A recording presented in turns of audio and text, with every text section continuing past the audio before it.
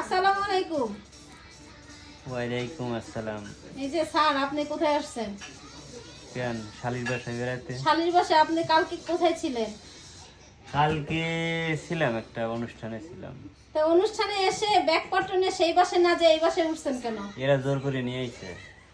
জোর করে নিয়ে আসছেন নাকি আপনি জোর করে উঠে বসছেন? আমি জোর করে উঠি নাই, হ্যাঁ গাড়িতে উঠাইয়া বসছি।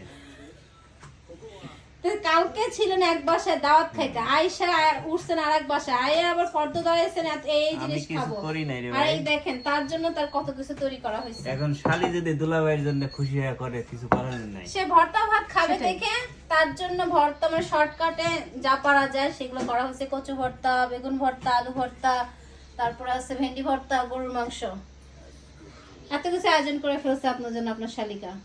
তো কেমন লাগতেছে? অনুভূতি কি? অনুভূতি তো অনুভূতি, তা তো বলা যাবে না।